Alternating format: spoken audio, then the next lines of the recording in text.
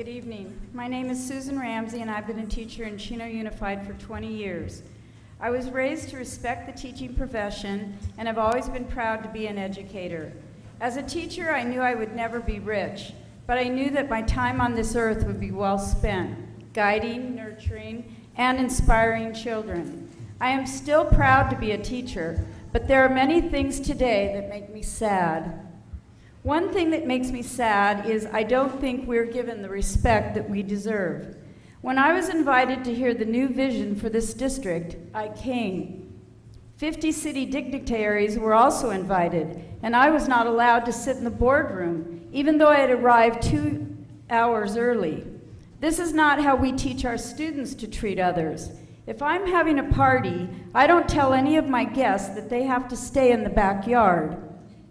The new Common Core has required all of us to work harder than ever.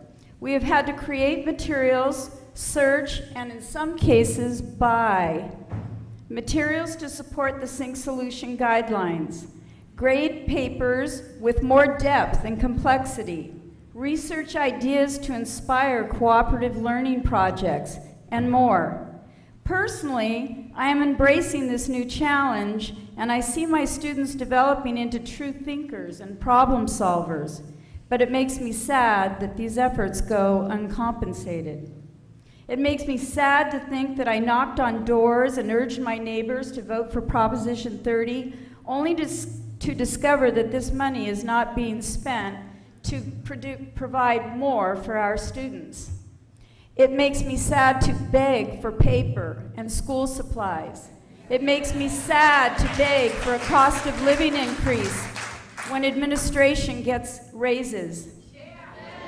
The superintendent's district message states, and I quote, "With our mantra of students first, all of our efforts will continue to be centered on the achievement of our students, but often with sudden change comes a sense of fear and trepidation.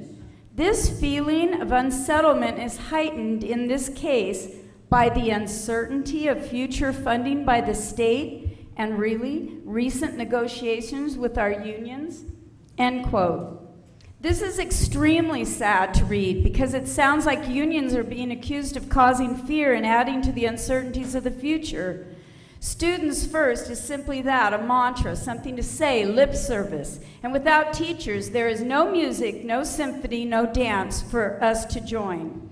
This district is full of great educators, and as a taxpayer and a voter, I feel that we are headed in the wrong direction. I feel completely taken advantage of and used. I will not beg or settle for less than what I deserve. I deserve to make a decent wage. My service and that of all my colleagues has been steady and strong, and I believe that there is money for fair and comparable salaries, and you need to do the right thing now. Thank you. You cannot just say students first without students beside them.